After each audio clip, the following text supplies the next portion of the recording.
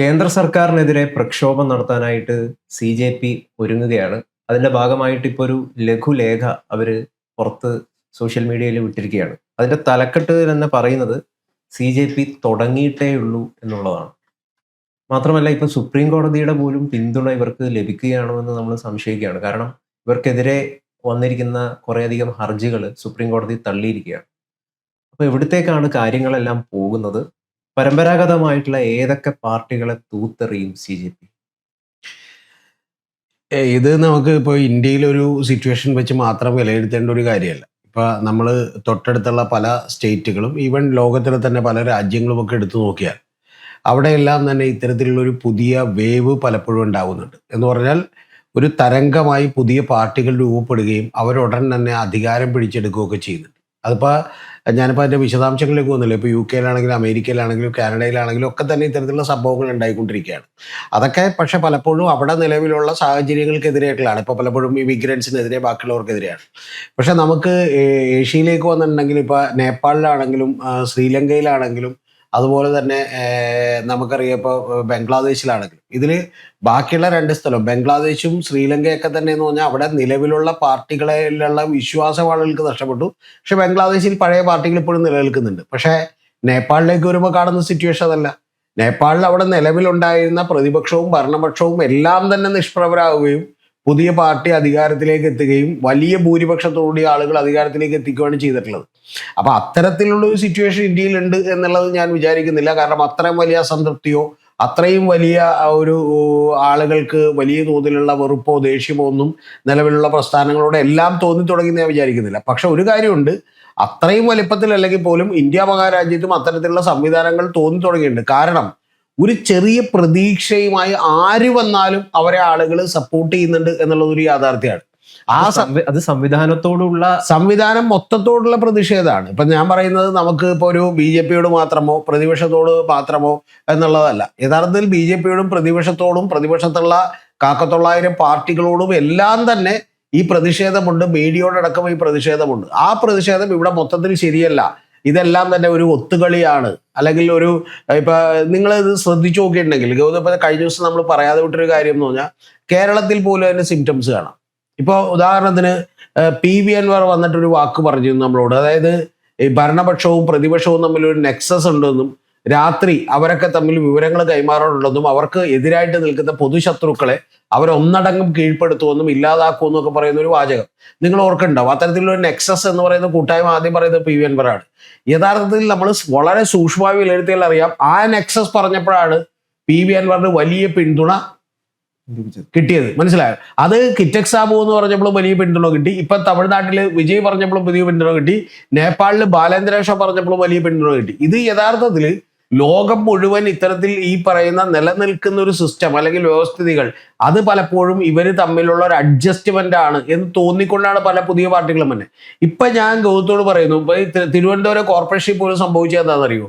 Corporation പോലും സംഭവിച്ചേക്കണത് കോർപ്പറേഷനിൽ CPM-ഉം BJP-യും കോൺഗ്രസും മാറി മാറി ഭരിച്ചുകൊണ്ടിരിക്കുകയാണ്. പക്ഷെ ഇവര് തമ്മിൽ ഏതാണ്ട് യോജിപ്പാണ് എന്ന് പറയുന്ന തോന്നൽ ആളുകൾക്ക് ഉണ്ടായതുകൊണ്ടാണ് മൂന്നാമതൊരാളെ പരീക്ഷിക്കാൻ തയ്യാറാവുന്നത്. ആ മൂന്നാമതൊരാളെ പോലും അവർക്ക് 100% വിശ്വാസം ഉണ്ടായിട്ടല്ല. പക്ഷെ പ്രശ്നം ഒന്ന് പരീക്ഷിച്ചു നോക്കാം എന്ന് പറഞ്ഞ് പരീക്ഷിക്കുകയാണ്. അപ്പോഴാണ് ഈ പാർട്ടികളിലൊക്കെ പ്രസക്തി ഉള്ളത്. അതിൽ ഇന്ന് ഏറ്റവും പ്രധാനപ്പെട്ട കാര്യം അവരുടെ പുതിയ ലെറ്ററിൽ, ഗൗതം പറഞ്ഞിട്ടുള്ള പുതിയ ലെറ്ററിൽ അവർ പറയുന്ന ഏറ്റവും ആ ലഘുലേഖയിൽ കുറേയധികം കാര്യങ്ങൾ പറയുന്നുണ്ട്. അതിനെ എങ്ങനെയാണ് വിലയിരുത്തുന്നത്? ഇപ്പൊ ഓരോ സ്റ്റേജ് ആയിട്ട് അതിന് പറയാൻ തോന്നും. ഓരോ സ്റ്റേജ് ആയിട്ടുള്ളത് ഗൗതം പറഞ്ഞോളൂ, ഞാൻ അത് വിശദീകരിക്കാം. അപ്പൊ ഇതിൽ ഏറ്റവും പ്രധാനപ്പെട്ട ഒരു കാര്യം എന്ന് പറയുന്നത് അതിൽ അവര് പറഞ്ഞിട്ടുള്ള നിങ്ങളുടെ എല്ലാവരുടെയും, എനിക്കതിൽ ഏറ്റവും ലാസ്റ്റത്തെ പോയിന്റാണ് എനിക്ക് ഏറ്റവും വലിയ അട്രാക്ഷൻ ആയിട്ട് തോന്നുന്നത്. അതായത് ഈ 22 മില്യൺ, അതായത് 2,20,00,000 വരുന്ന ആളുകൾ ഞങ്ങളെ സപ്പോർട്ട് ചെയ്യാൻ കാണിച്ച കാര്യത്തിന് നന്ദി. അവരോട് എല്ലാവരോടും ഞങ്ങളൊരു കോൺവെർസേഷൻ ആരംഭിക്കുകയാണ്. അവരുടെ എല്ലാവരുടെയും അഭിപ്രായം എടുക്കാൻ പോവുകയാണ്. ആ അഭിപ്രായങ്ങൾക്ക് നിങ്ങൾ തയ്യാറാകണം. ആ അഭിപ്രായങ്ങളെല്ലാം തന്നെ നമ്മൾ വിലയിരുത്തിക്കൊണ്ട് ആയിരിക്കും മുന്നോട്ട് പോവുക. വി ഹാവ് ജസ്റ്റ് ബിഗൺ, ഞങ്ങൾ ഇതുവരെ ആരംഭിച്ചിട്ടേ ഉള്ളൂ എന്ന് പറയുന്നത് ഒരു വലിയ സന്ദേശമാണ്. പിന്നെ ഗൗതം അറിയേണ്ടത്, ഇന്നലെ തന്നെ അവർ മധുരയിൽ DYFI പോലുള്ള സംഘടന, DYFIക്ക് ഇപ്പോൾ മധുരയിൽ ചെറിയ സ്വാധീനങ്ങളേ ഉള്ളൂ. ആ സ്വാധീനങ്ങൾ വെച്ചുകൊണ്ട് DYFI പോലുള്ള സംഘടനകൾ ഈ CJP പാർട്ടിക്ക് വേണ്ടിയിട്ട് ഇന്നലെ റാലി നടത്തുകയും CJPയും DYFIയും ഒക്കെ ഒരുമിച്ച് ഇന്നലെ അവിടെ റാലി നടത്തുകയും ചെയ്തു. അപ്പൊ അത് കാണിക്കുന്ന ഒരു കാര്യം എന്ന് പറയുന്നത് ഇവിടെ വളരെ അവധാനതയോടുകൂടി ആളുകളുടെ എല്ലാം അഭിപ്രായം കൊടുത്ത് അതിൽ നിന്ന് ആരെയൊക്കെ നേതാവാക്കണമെന്ന് വിചാരിച്ച് വളരെ സിസ്റ്റമാറ്റിക് ആയിട്ടാണ് മുന്നോട്ട് നീങ്ങുന്നതെങ്കിൽ ഒരു സംശയമില്ല ഇത് ഭരണപക്ഷത്തിന് മാത്രമല്ല പ്രതിപക്ഷത്തിനും എല്ലാവർക്കും തന്നെ ഇത് ഇരട്ടിപ്പടിയോ. ഈ ലെറ്ററിൽ പുതുതായിട്ട് വന്ന ഈ ലെറ്ററിൽ അവര് വളരെ എംഫസൈസ് ചെയ്തിട്ട് പറയുന്ന ഒരു കാര്യമാണ്, we want to build an independent youth driven movement. അല്ല, അതിനെങ്ങനെയാണ് മനസ്സിലാക്കേണ്ടത്? തീർച്ചയായിട്ടും ഈ ഇന്ത്യ മഹാരാജ്യത്ത് 30 കോടിയോളം വരുന്ന യൂത്ത് ആയിട്ടുള്ള ആളുകളുണ്ട്. അത് 18 വയസ്സിനും 35 വയസ്സിനോടൊക്കെയുള്ള അതൊരു വലിയ പോപ്പുലേഷൻ ആണ്. കാരണം ഈ 30 കോടി ആളുകൾ എന്ന് പറയുന്നതിന് നമ്മൾ 30 കോടിയായിട്ട് എടുത്താൽ പോരാ, അതൊരു 70 കോടി 80 കോടി ആളുകളുടെ ഇമ്പാക്റ്റ് ആണ്. എന്താ കാര്യം എന്ന് വെച്ചാൽ അവരുടെ ബന്ധുക്കളോ സുഹൃത്തുക്കളോ അല്ലെങ്കിൽ ആളുകളായിട്ടുള്ള ആളുകളാണ് ബാക്കിയുള്ള ആളുകൾ എല്ലാവരും തന്നെ. അപ്പൊ അത് വെച്ച് തന്നെ നോക്കിയിട്ടുണ്ടെങ്കിൽ ഇത് നമ്മുടെ 140 കോടിയെയും റെപ്രസെന്റ് ചെയ്യാൻ പോകുന്ന ആളുകളാണ്. ഇപ്പൊ കഴിഞ്ഞ തവണ വിജയുടെ ഒക്കെ കേസിലുണ്ടായത്, വിജയുടെ ഒരുപാട് DMKയുടെ വോട്ടുകൾ മാറിപ്പോയത് കുട്ടികൾ അമ്മയും അച്ഛനെയും ഒക്കെ നിർബന്ധിച്ചിട്ടാണ്. അപ്പൊ അവർക്ക് കുറെ കൂടി വിവരമുണ്ട്, അറിവുണ്ട്, അവർ കുറെ കൂടി ഇതിൽ തീരുമാനമെടുക്കാൻ പ്രാപ്തരായിരിക്കും എന്ന് വിചാരിക്കുന്ന ഒരു യങ് ജനറേഷൻ വന്നിരിക്കുകയാണ്. ഇനി ഇതിൽ തന്നെ ഗൗതം അറിയേണ്ടത് ഇപ്പൊ ഇതിനുള്ള അടുത്ത വിഷയം എന്താണെന്നറിയാം. അതാണ് ഏറ്റവും ഭയപ്പെടുന്ന ഒരു കാര്യം. ഈ പാർട്ടികളാ 37 കോടിയോളം വരുന്ന ആളുകൾ മാത്രമേ ഇന്ത്യയിൽ, 37 അല്ലെങ്കിൽ 42 കോടി ആളുകൾ മാത്രമേ ഇൻസ്റ്റാഗ്രാം ഉപയോഗിക്കുന്നുള്ളൂ. അപ്പൊ ആ ഇൻസ്റ്റാഗ്രാം ഉപയോഗിക്കുന്നതിൽ നിന്നാണ് ഈ 2 കോടി 20 ലക്ഷം വന്നേക്കുന്നത്. അത് ഉപയോഗിക്കാത്ത നഗരങ്ങളിലേക്ക് ഇവര് ബൈ റോഡ് ഈ പറയുന്ന പോലെ ഗ്രൗണ്ടിൽ ഇറങ്ങി പണിയെടുക്കാൻ തയ്യാറാവുകയാണെങ്കിൽ ഈ പാർട്ടി അത്ഭുതങ്ങൾ സൃഷ്ടിക്കും, ഒരു സംശയമില്ല. ഇത് അത് തടഞ്ഞു നിർത്തൽ അത്ര എളുപ്പമുള്ള കാര്യമല്ല. പിന്നെ ആദ്യമേ തന്നെ ഇതിനെതിരെയുള്ള നീക്കങ്ങളും പാളി. കാരണം എന്താ, ആദ്യമേ തന്നെ വളരെ ഫേക്ക് ആയിട്ടുള്ള വസ്തുതാപരമല്ലാത്ത വിമർശനം ഇവർക്കെതിരെ ഉന്നയിക്കുകയും 49% പേര് പാകിസ്ഥാനിൽ നിന്നൊക്കെ ഉന്നയിക്കുകയും ചെയ്തതുകൊണ്ട് തന്നെ ഇതിന്റെ പരിപാടി പാളി. അതുകൊണ്ട് യഥാർത്ഥത്തിൽ ഇതൊരു വലിയ വിപ്ലവമായി രൂപാന്തരപ്പെടുകയില്ലെന്നും പറയാൻ നമ്മൾ ആളല്ല. പക്ഷെ അതിനുള്ള സാധ്യതയാണ് കാണുന്നത്. അതിനുള്ള സാധ്യതകളാണ്, ഒരു സംശയമില്ല. അതിനുള്ള സാധ്യത എന്ന് പറഞ്ഞാൽ അത് എങ്ങനെ മൊബിലൈസ് ചെയ്യപ്പെടും. ഇപ്പൊ ഇവിടെ 2020 അടക്കം അല്ലെങ്കിൽ കിറ്റക് സാബുവിന്റെ ഇതടക്കം ആം ആദ്മി പാർട്ടി അടക്കം തകർന്നു പോയത് ഇതിനെതിരെ പരമ്പരാഗതമായിട്ടുള്ള ആളുകൾ വലിയ ഫോഴ്സായി അണിനിരക്കും എന്നുള്ള കാര്യത്തിൽ ഒരു സംശയമില്ല. ഇപ്പൊ കിഴക്കമ്പലത്ത് പോലും ബാക്കിയുള്ള എല്ലാവരും കൂടി 2020 എതിർക്കുകയായിരുന്നു. അപ്പൊ അത്തരത്തിൽ കാരണം അവരുടെ എല്ലാവർക്കും ഇത് ബുദ്ധിമുട്ടുണ്ടാകുന്ന ഒരു കാര്യമാണ്. കാരണം അവർ ഇതുവരെ പ്രാക്ടീസ് ചെയ്തു വന്ന ഒരു അഴിമതി, പൊളിറ്റിക്സ്, ഇതിനെല്ലാത്തിനും ഇത് വലിയ വെല്ലുവിളിയാണ്. അതുകൊണ്ട് പല്ലും നഖവും ഉപയോഗിച്ച് ഇത് എതിർക്കപ്പെടുമെന്നുള്ള കാര്യത്തിൽ ഒരു സംശയവും ഇല്ല. ഇനി വേറൊരു കാര്യം കൂടി ഞാൻ ഗൗതത്തിനോട് പറയാം.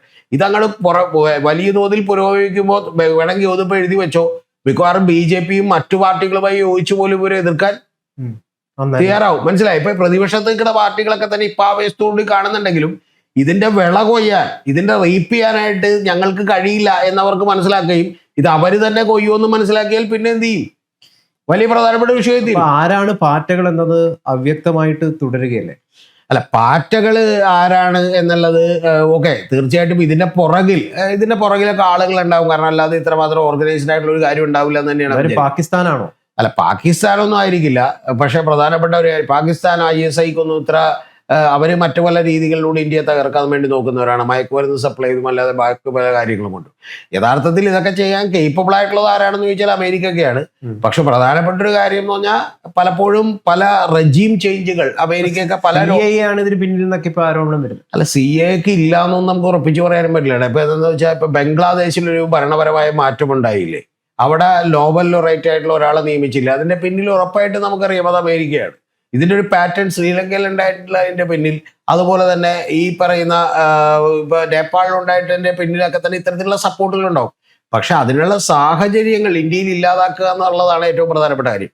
ഇനി ഞാൻ വിചാരിക്കുന്ന ഒരു കാര്യം, അതുപോലെ ഇപ്പൊ എന്തിനേറെ പറയുന്നു, ഇപ്പൊ ഏറ്റവും ആദ്യത്തെ EMS ഗവൺമെന്റിനെ മറിച്ചിടാനുള്ള വിമോചന സമരത്തിന്റെ പിന്നിൽ CA ഉണ്ടായിരുന്നു എന്നുള്ളത് ഏറ്റവും ഒടുവിൽ അവര് രേഖകൾ ഡീകമ്മീഷൻ ചെയ്തിട്ടുണ്ട്. അപ്പൊ അത്തരത്തിലുള്ള കാര്യങ്ങളൊക്കെ പിന്നീടാണ് നമ്മളത് അറിഞ്ഞത്, പിന്നീടാണ് അറിയുന്നത്, പിന്നീടാണ് സ്ഥിരീകരിക്കപ്പെട്ടത്.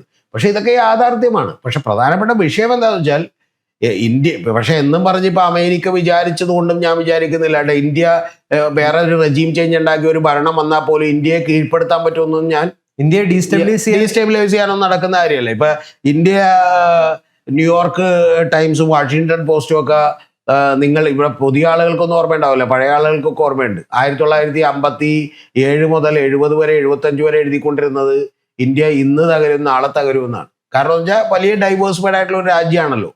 ഭാഷ സാധാരണ എല്ലാ രാജ്യങ്ങളിലും എന്താ കേസ്, ഭാഷ ഒന്നാണ്, അല്ലെങ്കിൽ ഭൂപ്രദേശത്തിന് പ്രത്യേകതകളുണ്ട്. ഇതൊന്നും ഇല്ലാത്ത ഒരു രാജ്യമാണ് ഇന്ത്യ. ഇപ്പം നമ്മുടെ ഈ ജൻസി വിപ്ലവം കൊണ്ട് അധികാരം മാറിയിട്ടുള്ള രാജ്യങ്ങളൊന്ന് എടുത്തു നോക്കുക. അത് ഇന്ത്യയെ വെച്ച് കമ്പയർ ചെയ്യുമ്പം ജനസംഖ്യ കൊണ്ടും അല്ലെങ്കിൽ സൈസ് കൊണ്ടും എത്രയോ ചെറുതാണ്. അല്ല, അതിൻ്റെതായ പരിമിതികൾ, അതിൻ്റെതായ അഡ്വാൻറ്റേജുകൾ എല്ലാം തന്നെ ഈ വിപ്ലവത്തിലുമൊക്കെ ഉണ്ട്. അതുകൊണ്ടാണ് ഞാൻ പറയണത്, ഇതിപ്പോൾ ഒരു ഇൻസ്റ്റാഗ്രാമിൽ മാത്രം ഫോളോവേഴ്സ് ഉണ്ട് എന്നുള്ളത് കൊണ്ട് ഇത് ഇവിടെ മാറ്റമൊന്നും ഉണ്ടാവില്ല. അതിന്റെ പ്രധാനപ്പെട്ട കാര്യം എന്ന് വെച്ചാൽ ഇപ്പൊ നമുക്കറിയാലോ, കോൺഗ്രസിന്റെ ഇൻസ്റ്റാഗ്രാം ഫോളോവേഴ്സ് BJP-യേക്കാൾ കൂടുതലായിരുന്നു. പക്ഷെ BJP-ക്കാണ് വോട്ട് കൂടുതൽ കിട്ടുന്നത്. അതുകൊണ്ട് സോഷ്യൽ മീഡിയ കൊണ്ട് മാത്രം ഇത്തരത്തിലുള്ള ഒരു വിപ്ലവം ഇന്ത്യയിൽ സൃഷ്ടിക്കൽ അസാധ്യമാണ്. പക്ഷെ പ്രധാനപ്പെട്ട ഒരു കാര്യം, ഇത് ഈ ഫോഴ്സിനെ കൃത്യമായി മൊബിലൈസ് ചെയ്യുകയും ഒരു സ്ട്രക്ചറായി ഒരു രാഷ്ട്രീയ പാർട്ടി രൂപീകരിക്കുകയും അവർ ഗ്രൗണ്ടിൽ ഇറങ്ങി ഒരു 1-2 കൊല്ലം പണിയെടുക്കുകയും ചെയ്താലുണ്ടല്ലോ ഗൗതം, അത് വലിയ മാറ്റം ഉണ്ടാകും. അത് 100% ഉറപ്പാണ്. ഇപ്പൊ കഴിഞ്ഞ തവണ തന്നെ ധ്രുവറാത്തി അടക്കം അല്ലെങ്കിൽ ആകാശ് ബാനർജി അടക്കം ഇത്തരത്തിലുള്ള ആളുകളാണ് ഇന്ത്യയിൽ ഒരു മാറ്റം ഉണ്ടാക്കിയതെങ്കിൽ ഈ മാറ്റം ഉണ്ടാക്കാനുള്ള ഒരു ചാലക ശക്തിയെ, ഒരു കാറ്റലിസ്റ്റായി പ്രവർത്തിക്കാനായിട്ട് ഇവർക്ക് പറ്റും എന്നുള്ള കാര്യത്തിൽ എനിക്കൊരു സംശയമില്ല. ഇത് ഇവര് കൃത്യമായിട്ട് ഞാൻ നേരത്തെ പറഞ്ഞത് ഒന്നും കൂടി സൂചിപ്പിക്കുകയാണ്. അതൊരു ബുള്ളറ്റ് പോയിന്റ്സിൽ അവർ കൊടുക്കുക ചെയ്യുന്നത്. We want to make it clear, we want to build an independent youth driven movement. അതായത് ഒരു പാർട്ടിയായിട്ട് ഞങ്ങൾ ചേർന്ന് നിൽക്കുന്നില്ല, സ്വതന്ത്രമായിട്ട് നിൽക്കുകയാണ്. അപ്പൊ തൽക്കാലത്തേക്ക് അവര് ഒരു തിരുത്തൽ ശക്തിയായിട്ട് നിലകൊള്ളുന്നു എന്നാണ് അതിന്റെ അർത്ഥം. അല്ല, തൽക്കാലത്തേക്ക് അത് തിരുത്തൽ ശക്തിയായി നിലകൊള്ളുന്നു എന്ന് പറഞ്ഞാൽ പോലും ഞാൻ തൽക്കാലം പാർട്ടിയെ രജിസ്റ്റർ ചെയ്തിട്ടില്ല. ഒരു യൂത്ത് ഡ്രിവൺ മൂവ്മെന്റ് ആയി അവർ നിലനിൽക്കുന്നു എന്ന് പറഞ്ഞാൽ പോലും അത് സ്വാഭാവികമായിട്ടും അങ്ങനെ മാത്രമായിട്ട് അതിന് ഒരുപാട് കാലം നിലനിൽക്കാൻ പറ്റുമെന്ന് ഞാൻ വിചാരിക്കുന്നില്ല. ഒരു NGO ഓർഗനൈസേഷനൊക്കെ പോലെ അങ്ങനെ ഒരു സ്വാധീനം ചെലുത്താൻ കഴിയുന്ന അല്ലെങ്കിൽ ഒരു സമ്മർദ്ദം ചെലുത്താൻ കഴിയുന്ന ശക്തിയായി മാത്രം അവർ നിലനിൽക്കുമെന്ന് ഞാൻ വിചാരിക്കുന്നില്ല. ഞാൻ വിചാരിക്കുന്ന ഒരു കാര്യം, അങ്ങനെ അവരൊരു സ്ട്രക്ചർ ബിൽഡ് ചെയ്താൽ ഉറപ്പായിട്ടും അവരൊരു പൊളിറ്റിക്കൽ പാർട്ടിയായി മാറാനുള്ള സാധ്യതകൾ വളരെ കൂടുതലാണ്. അങ്ങനെ വന്നാൽ അതൊരു കാരണവശാലും BJP-യെ മാത്രമല്ല ബാധിക്കാൻ പോകുന്നത്, ഇവിടെ നമ്മുടെ നിലവിൽ എക്സിസ്റ്റിംഗ് ആയിട്ടുള്ള എല്ലാ രാഷ്ട്രീയ പാർട്ടികളെയും ബാധിക്കും. ഒരു സംശയമില്ല. അത് ദിസ് ഈസ് യുവർ മൂവ്മെന്റ് എന്നാണ് അവരിൽ കുറിച്ച്, ജനങ്ങളുടെ ദിസ് ഈസ് യുവർ മൂവ്മെന്റ് എന്നാണ്. നിങ്ങളുമായിട്ടുള്ള ഒരു കോൺവെർസേഷൻ തുടങ്ങാനും നിങ്ങളുടെ നിന്ന് അഭിപ്രായങ്ങൾ എടുക്കാനും നിങ്ങളുടെ അടുത്ത് നിന്ന് ആലോചനകളിൽ നിങ്ങൾ പങ്കാളികളാകണം എന്നൊക്കെയാണ് പറയുന്നത്. ഇതിന്റെയൊക്കെ ചെറിയ ഫോംസ് ഒക്കെ നേരത്തെ തന്നെ നമ്മൾ കണ്ടിട്ടുണ്ട്. ഉദാഹരണത്തിന് അതൊക്കെ ആളുകളിൽ വലിയ ഇമ്പാക്ട് ഉണ്ടാക്കും. ഉദാഹരണത്തിന് പഞ്ചാബിൽ എങ്ങനെയാണ് ആം ആദ്മി പാർട്ടി ഭരണം പിടിച്ചത്, ഡൽഹിയിൽ എങ്ങനെയാണ് ആം ആദ്മി പാർട്ടി ഭരണം പിടിച്ചതെന്ന് പറഞ്ഞാൽ അവരൊരു ആപ്പ് ഉണ്ടാക്കുകയും ആ ആപ്പിലൂടെ നിങ്ങളുടെ തൊട്ടടുത്ത് മത്സരിക്കാൻ സാധ്യതയുള്ള നല്ല ആളുകളെ സജസ്റ്റ് ചെയ്യൂ എന്നൊക്കെ പറയുകയും അതിലൂടെ ഒരു വലിയ തെരഞ്ഞെടുപ്പ് നടത്തുകയൊക്കെ ചെയ്തുകൊണ്ട് ആദ്യമേ തന്നെ ജനങ്ങൾക്ക് വലിയ തോതിലുള്ളൊരു ഇമ്പാക്റ്റ്, അതായത് ഞങ്ങളുടെ കൂടി അഭിപ്രായം എടുത്തുകൊണ്ടുള്ള സ്ഥാനാർത്ഥിയാണെന്ന് പറയുന്ന തോന്നലൊക്കെ ഉണ്ടായിക്കൊണ്ടാണ്. അപ്പം ഇതിൻ്റെയൊക്കെ ഞാനൊരു ഗൗതത്തിനോട് ഒരു കാര്യം കൂടി പറയട്ടെ. ഇതിൻ്റെയൊക്കെ സിംറ്റംസ് നമുക്ക് എവിടെ കാണാമെന്നറിയുമോ? സിനിമയിൽ കാണാം. ഇപ്പൊ സർക്കാർ എന്ന് പറയുന്ന ഒരു സിനിമ എൻ്റെ വീട്ടിലിപ്പോൾ ഗൗതം കുട്ടികളെയൊക്കെ അറിയാലോ, ചോദിച്ചു നോക്കി അറിയാം. ഞാനൊരു 5 തവണയെങ്കിലും കണ്ടിട്ടുണ്ട്. സാധാരണ ഞാനൊരു സിനിമ അങ്ങനെ കാണാറില്ല. പത്രം കണ്ടിട്ടുണ്ട്, അതുപോലെ തിയേറ്ററിൽ ചെന്ന് ഞാൻ 2 തവണ കണ്ട ഏക സിനിമ പത്രമാണ്. സർക്കാർ എന്ന് പറഞ്ഞ സിനിമ കണ്ടിട്ടുണ്ട്. ഈ സിനിമയെ കാണാനുള്ളൊരു കാര്യം, അതിലൂടെ എങ്ങനെയാണ് രാഷ്ട്രീയം പറയുന്നത്, എന്തുകൊണ്ടാണ് ആ സിനിമ വിജയിക്കുന്നത്, എന്തുകൊണ്ടാണ് അതിലൂടെ പറയുന്ന രാഷ്ട്രീയത്തെ ജനങ്ങൾക്ക് ക്യാച്ച് ചെയ്യാൻ പറ്റുന്നത്, അതുകൊണ്ടുണ്ടാക്കുന്ന ഇമ്പാക്റ്റ് എന്താണെന്ന് പഠിക്കാൻ വേണ്ട. ഇപ്പൊ മേഴ്സൽ എന്ന് പറയുന്ന സിനിമ വലിയ വിവാദമാവുകയും ജോസഫ് വിജയ് ആണെന്ന് ആദ്യം പറയുകയും ചെയ്ത് BJP ആണ്. യഥാർത്ഥത്തിൽ BJP ഇത് മണ്ടത്തരമാണ്. കാരണം അതുകൊണ്ടാണ് ഇപ്പൊ ഇന്ന് വിജയ് തമിഴ്നാട്ടിലെ അധികാരത്തിൽ ഇരിക്കുന്നത്. അപ്പൊ അത്തരത്തിൽ ഒരു പൊളിറ്റിക്സ് എന്ന് പറയുന്നത് മാറിക്കൊണ്ടിരിക്കും. ഒന്ന്. രണ്ടാമത്തെ ഏറ്റവും പ്രധാനപ്പെട്ട വിഷയം എന്താണെന്നറിയോ? ഇന്ത്യയിലുള്ള വലിയ ശതമാനത്തോളം വരുന്ന ചെറുപ്പക്കാരായിട്ടുള്ള ആളുകൾ ഒരു ഗ്ലോബൽ എക്സ്പോഷർ ഉള്ളവരാണ്. അവര് കാനഡയിൽ എന്ത് സംഭവിക്കുന്നു, നോർത്ത് കൊറിയയിൽ എന്ത് സംഭവിക്കുന്നു, അവർ ഓസ്ട്രേലിയയിൽ എന്ത് സംഭവിക്കുന്നു, അമേരിക്കയിൽ എന്ത് സംഭവിക്കുന്നു എന്നൊക്കെ അറിയുന്ന ആളുകളാണ്. അവിടെ നമ്മൾ ഒരു എന്താ പറയുക, അമിതമായിട്ടുള്ള നാഷണൽ ഇൻട്രസ്റ്റുകളും താല്പര്യവും മാത്രം പറഞ്ഞുകൊണ്ടോ റിജിഡ് ആയിട്ടുള്ള മറ്റേ പൊളിറ്റിക്സ് പറഞ്ഞുകൊണ്ടോ മാത്രമൊന്നും അവരെ പിടിച്ചിരുത്താൻ പറ്റില്ല. ആസ്പിറേഷൻസ് കൂടുതലുള്ള ഒരു സമൂഹമാണ്. അതുകൊണ്ട് വലിയ വലിയ തോതിൽ ഇതിനെ അഡ്രസ്സ് ചെയ്യുക അല്ലാതെ ഇവിടെയുള്ള രാഷ്ട്രീയ പാർട്ടികൾക്ക് വേറെ വഴിയില്ല. ഇവിടെ ഒരു രാഷ്ട്രീയ പാർട്ടി ഞാൻ വിചാരിക്കുന്നില്ല അത് അഡ്രസ്സ് ചെയ്തിട്ടുണ്ട്. BJP മാത്രമല്ല, കോൺഗ്രസ് അടക്കം. BJP അങ്ങേറ്റം പ്രതിലോമകരമായിട്ടുള്ള കാര്യങ്ങളാണ് പറഞ്ഞുകൊണ്ടിരിക്കുന്നത്. ഒന്ന് ആലോചിച്ച് നോക്കുക. ഈ കാലത്ത് ഇപ്പൊ ഒരു ചെറുപ്പക്കാരായിട്ടുള്ള ആളുകളോട് അവര് ബീഫ് കഴിച്ചത് കൊണ്ട് അല്ലെങ്കിൽ മറ്റേ ഇത് കഴിച്ചുകൊണ്ട് ഒരുത്തരെ തല്ലിക്കൊല്ലുന്നു എന്ന് പറഞ്ഞാൽ അവനുണ്ടാകാൻ പോകുന്ന എന്താണ് അവനുണ്ടാകാൻ പോകുന്ന ഒരു മാനസികാവസ്ഥ എന്താണ്? അപ്പൊ അവൻ ലോകത്തെ കാണുന്നവനാണ്. അവൻ വലിയ തോതിൽ ആളുകളായിട്ട് ആശയവിനിമയം നടക്കുന്നതാണ്. ഇപ്പൊ തന്നെ ഞാൻ ഒരു 8-10 കൊല്ലം മുമ്പ് ഞാൻ മഹാരാജ് കോളേജിൽ ഒരു സെമിനാർ എടുക്കാൻ വേണ്ടി പോയപ്പോൾ അവിടെ 30 പേരുള്ള ക്ലാസ്സിൽ 8 പേരേ ഉള്ളൂ. ബാക്കി 22 പേരും മറ്റു പല സ്ഥലങ്ങളിലേക്ക് പഠിക്കാൻ വേണ്ടി ഈ പോയത്. രാജ്യത്തിന്റെ ഒരു വലിയ ശക്തി എന്ന് പറയുന്നത് യുവാക്കളാണ്. ആ യുവാക്കൾ നേരിടുന്ന കുറെ അധികം വെല്ലുവിളികളെ കുറിച്ചാണ് കോക്രോച്ച് ജനതാ പാർട്ടിയുടെ ഈ മാനിഫെസ്റ്റോയിലും അവരിപ്പം പുറത്തിറക്കിയിരിക്കുന്ന ഈ ലഘുലേഖയിലും പറഞ്ഞിരിക്കുന്നത്. ഇത്രയും കാലമായിട്ട് ഈ ഒരു 10 വർഷത്തിനിടെ ഇതിനെ ഒന്ന് പരിഹരിക്കാനായിട്ട് എന്താണ് BJP ചെയ്തിട്ടുള്ളത്? ഇതിനെ പരിഹരിക്കാൻ ചെയ്തില്ലെന്ന് മാത്രമല്ല ഗൗതം, ഇവരുടെയൊക്കെ മാനിഫെസ്റ്റോകളുണ്ട്. എന്താണ്, ഒരു കൊല്ലം ഞങ്ങൾ 2 കോടി തൊഴിൽ സൃഷ്ടിക്കും, 20 ലക്ഷം തൊഴിൽ സൃഷ്ടിക്കും എന്നൊക്കെ പറഞ്ഞുള്ള ഡയലോഗുകളും ചപ്പടാച്ചികളും ഒക്കെ ഉണ്ട്. ഇത് എവിടെ സൃഷ്ടിക്കുമെന്നാണ് ഈ പറയണത്? ഇതൊക്കെ സൃഷ്ടിക്കാതിരിക്കുകയും അവരവരുടെ മക്കൾക്ക് മാത്രം വലിയ ജോലി കിട്ടുകയും ചെയ്യുമ്പോൾ ജനം ശ്രദ്ധിക്കില്ലേ? ഇപ്പൊ നേപ്പാളിൽ എന്താ പ്രശ്നം ഉണ്ടായിട്ടുള്ളത്? നേപ്പാളിൽ പ്രശ്നം ഉണ്ടായിട്ടുള്ളത് പ്രതിപക്ഷമായിക്കോട്ടെ ഭരണപക്ഷമായിക്കോട്ടെ അവരുടെയൊക്കെ നേതാക്കന്മാരുടെ മക്കള് ഗുച്ചി ബാഗുകളും ഈ പറയുന്ന പോലെ മറ്റേ കാർട്ടിയറിന്റെയും റാഡോയുടെയും അതുപോലെ തന്നെ റോളക്സിന്റെയും ഒക്കെ വാച്ചുകളുമായിട്ട് എന്ത് ചെയ്യുന്നു, വലിയ ആർഭാട ജീവിതം നയിക്കുന്നതിന്റെ റീലുകൾ പുറത്തേക്ക് വിട്ടത് കണ്ടിട്ടുള്ള ജനത്തിന് ദേഷ്യം വന്നിട്ടാണ് അവിടെ എന്ത് ചെയ്തിട്ടുള്ളത്, ഒരു ഭരണകൂടം തിരിച്ചറിഞ്ഞ്. അതാണ് അതിന്റെ പ്രശ്നം. ഈ CJPക്ക് മുമ്പില് തീർച്ചയായിട്ടും BJP പരാജയപ്പെടുമെന്ന കാര്യത്തിൽ സംശയമില്ല. കാരണം കർഷക സമരങ്ങൾക്ക് മുമ്പ് എങ്ങനെ പരാജയപ്പെട്ടു എന്നുള്ളത് നമുക്കറിയാം. അല്ല, ഞാൻ പറയുന്നത് കർഷക സമരമൊക്കെ നമ്മളൊരു പരിധി ഉണ്ട്, അത് പിന്നെ പിടിച്ചു നിർത്താൻ പറ്റുമായിരുന്നു. കാരണം ഇതങ്ങനെയല്ല. ഇത് ഞാൻ പറയുന്നത് സത്യത്തിൽ ഇപ്പോഴും ഇവരെ ഈ CJP ഡീസ്റ്റെബിലൈസ് ചെയ്യാനുള്ള എല്ലാ പരിപാടിയും ഗവൺമെന്റ് നോക്കും, എല്ലാ പരിപാടിയും രാഷ്ട്രീയ പാർട്ടികളും നോക്കും. അതെന്താ കാര്യം എന്ന് വെച്ചിട്ടുണ്ടെങ്കിൽ ഇവർക്ക് കൃത്യമായി യൂണിറ്റുകൾ ഉണ്ടാകാതിരിക്കാൻ, ഗ്രൗണ്ടിൽ ഇറങ്ങി ഇവർ പ്രവർത്തിക്കാതിരിക്കാൻ ഇതൊക്കെ നോക്കും. പക്ഷെ പ്രധാനപ്പെട്ട വിഷയം എന്താണെന്നറിയോ? അവരോട് ചേർന്ന് നിന്നുകൊണ്ട് അവരെ കേട്ടുകൊണ്ട് അവരെ വിശ്വാസത്തിൽ എടുത്തുകൊണ്ട് അല്ലാതെ ഈ പണി ചെയ്താലുള്ള പ്രശ്നം എന്താണെന്നറിയോ? അട്ടിമറിക്കും. വലിയ ഇത് ഇരട്ടിയായി തിരിച്ചടിക്കും. ഇത് ഭരണം മാറിയ സ്ഥലത്തൊക്കെ ഈ ജൻസി വിപ്ലവം കൊണ്ട് ഭരണം മാറിയല്ലോ, അവിടെയൊക്കെ ഈ ഡിസന്റിനെ കേൾക്കാതെ അടിച്ചമർത്താനും ഇത് ഇങ്ങനെയൊന്നും സംഭവിക്കില്ല, ഇന്റർനെറ്റ് കട്ട് ചെയ്യുക, അതുപോലെ എന്ത് ചെയ്യുക, അവരുടെ ഇൻസ്റ്റാഗ്രാം അക്കൗണ്ട് പൂട്ടിക്കുക, എക്സ് പ്ലാറ്റ്ഫോം പൂട്ടിക്കുക, ഈ പണിയൊന്നും കൊണ്ട് യാതൊരു കാര്യം നടക്കാറില്ല. ഇത്രയും കോടി വരുന്ന യുവജനങ്ങള് തെരുവിലിറങ്ങി എന്താ സംഭവിക്കുക? പട്ടാളത്തിനെ കൊണ്ടോ അല്ലെങ്കിൽ പിടിച്ച് കിട്ടുമോ? അത് എവിടത്തേക്കാണ് രാജ്യം പോകുക? ഒരു വലിയ കലാപമായി മാറില്ല അത്? പട്ടാളം എന്നൊക്കെ ഉള്ളത് ഗൗതം അറിയേണ്ടത്, ഈ പട്ടാളക്കാരെന്ന് പറഞ്ഞാൽ മറ്റേ സൗത്ത് ആഫ്രിക്ക എന്നോ അല്ലെങ്കിൽ ഗൾഫിൽ നിന്ന് വന്നിട്ടുള്ള ആളുകളാണോ? ഇപ്പൊ ഇറാനിൽ എന്താ സംഭവിച്ചത് ഗൗതത്തിനറിയോ? സ്കൂളിലെ കുട്ടികളാണ് പ്രതിഷേധത്തിന് വേണ്ടി തെരുവിലേക്ക് ഇറങ്ങിയത്. പട്ടാളം വെടിവെക്കാൻ വിസമ്മതിച്ചു. കാരണം എന്താ? അവരുടെ മക്കളടക്കൂണ്. ഗൗതം പട്ടാളക്കാരാണ്. ഗൗതത്തിന്റെ കൊച്ചികളിലൂടെ പ്രക്ഷോഭത്തിന് ഇറങ്ങിയ ഗൗതം രാവിലെ വന്നിട്ട് എന്ത് ചെയ്യും? അവരെ ഷൂട്ട് ചെയ്തിട്ടു. അത് അടക്കില്ല. അത് നമുക്കറിയാഞ്ഞിട്ടാണിത്. നമ്മൾ വളരെ ലളിതമായിട്ടൊന്ന് ആലോചിച്ചാൽ മതി. ഇപ്പൊ നാളെ ഒരു പട്ടാളത്തിൽ പോണവനും വേരുകളുള്ളവരല്ലേ, അവന് സൗഹൃദ ബന്ധങ്ങളുള്ളവരല്ലേ, അവൻ ബാക്കിയുള്ള സുഹൃത്തുക്കളും ബന്ധുക്കളും ഉള്ളവരല്ലേ. അല്ലാതെ മറ്റേ ഇതീ പറഞ്ഞേക്കണ പോലെ നിങ്ങൾ എന്ത് ചെയ്യും, ലക്ഷ്യം മാത്രം കാണും, അന്നേരം അടിച്ചിടൂ എന്ന് പറഞ്ഞാൽ അവരടിച്ചിടൂ? ഇല്ല. അപ്പൊ അങ്ങനെ ചെയ്യാൻ പറ്റില്ല. അങ്ങനെ ചെയ്യാൻ ആളുകൾ വിസമ്മതിക്കും. അതുകൊണ്ട് അതൊന്ന് ആ പരിധിയിലേക്കൊന്നും നമ്മൾ കടക്കരുത്. ഒരു വളരെ കൃത്യമായി സത്യം പറഞ്ഞിട്ടുണ്ടെങ്കിൽ ഇപ്പൊ അഭിജിത്ത് ദീപ്കെ അടക്കമുള്ള ആളുകളെ വിളിച്ച് ഗവൺമെന്റ് ഇത് ചർച്ച ചെയ്യണമെന്നുള്ളതാണ് എൻ്റെ നിലപാട്.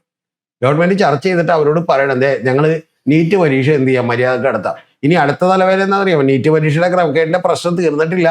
അപ്പൊ ഇപ്പൊ CBSE പരീക്ഷയിൽ ഒടുക്കത്തെ ക്രമക്കേടാ, വലിയ ക്രമക്കേടാ CBSE പരീക്ഷയിൽ ചെയ്യുന്ന ഒരു സഹായമുണ്ട് സാറേ. കാരണം ഇവിടെ നാട്ടിലെ ഇവിടെ ഒരു ടാർഗറ്റ് ഗ്രൂപ്പ് എന്ന് പറഞ്ഞാൽ 18 മുതൽ 40 വയസ്സ് വരെയുള്ള ആളുകളാണ്. ഇതിലുള്ള നിരവധി ആളുകൾക്ക് രാജ്യത്തിൽ എന്താണ് നടക്കുന്നതെന്നോ രാജ്യത്തിന്റെ പ്രശ്നങ്ങൾ എന്താണെന്നോ ഇതിനെ പറ്റിയിട്ടൊന്നും യാതൊരു ധാരണയില്ലാത്ത, എന്താണ് ഈ പൊളിറ്റിക്സ് എന്ന് പറഞ്ഞു കഴിഞ്ഞാൽ എന്താണ്, വളരെ ബോറായിട്ടുള്ള, ശ്രദ്ധിക്കപ്പെടേണ്ടതല്ലാത്ത വിഷയമാണെന്നൊക്കെ പറയുന്ന കുറേ യുവജനങ്ങളുണ്ട്. ഒരു അരാഷ്ട്രീയവാദികളായിട്ടുള്ള കുറെ അധികം, അവരുടെയൊക്കെ കണ്ണ് തുറപ്പിക്കുന്ന ഒരു പരിപാടി കൂടിയാണ് ഇവർ ചെയ്യുന്നത്.